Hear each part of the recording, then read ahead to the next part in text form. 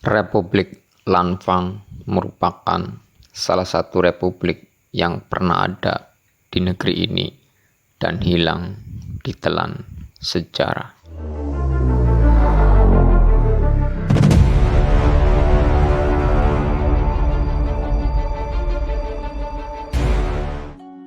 Dari beberapa sumber disebutkan bahwa pada tahun 1700-an, tepatnya tahun 1777, telah berdiri sebuah republik di Kalimantan Barat yang bernama Republik Lanfang. Republik ini mempunyai sejarah yang cukup lama dan bahkan sudah menjalankan sistem demokrasi. Sejarah berdirinya Republik Lanfang tak lepas dari imigran orang-orang Tionghoa ke Kalimantan Barat pada abad ke-9. Mereka menetap sebagai pedagang dan petani.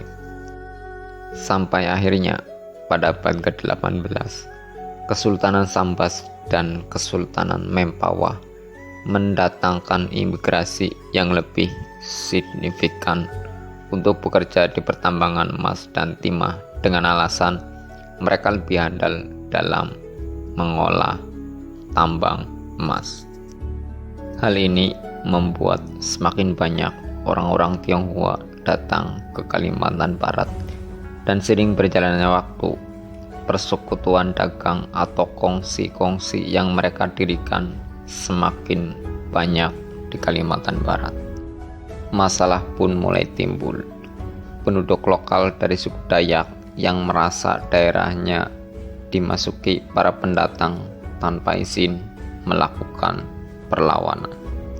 Persaingan antara pendatang baru dan kelompok penambang yang sudah ada pun mulai terjadi, dan yang terakhir adalah pertentangan dengan pihak Belanda.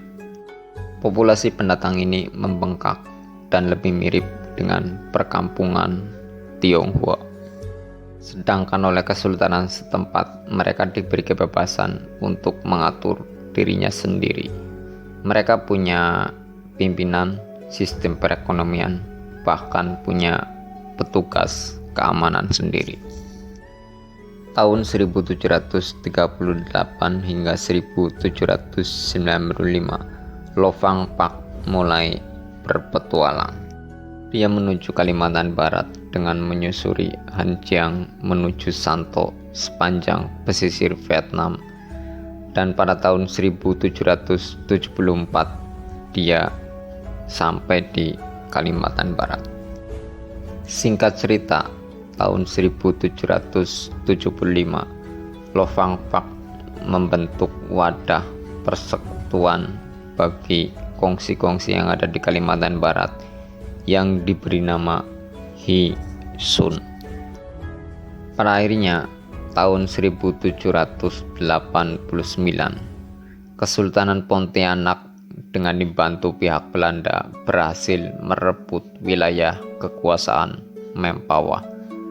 Hi Sun yang dipimpin oleh Lo Fang Pak pun turut mendukung dan membantu penyerangan ini. Alhasil, Kesultanan Pontianak memberi kewenangan yang lebih pada Lo Fang Pak. Republik Lanfang pun dideklarasikan meskipun masih di bawah naungan Kesultanan Pontianak, dan Lo Fang Pak terpilih menjadi presiden melalui sistem pemilu. Dan pada akhirnya tahun 1884, Republik Lanfang dibubarkan oleh pihak Belanda dengan alasan pemberontakan kepada pihak Belanda. Itulah sedikit sejarah tentang Republik Lanfang, yang merupakan republik pertama yang berdiri di negeri ini yang pernah ada. Semoga bermanfaat dan menambah wawasan kita. Mohon maaf bila ada kesalahan. Wassalamualaikum warahmatullahi wabarakatuh.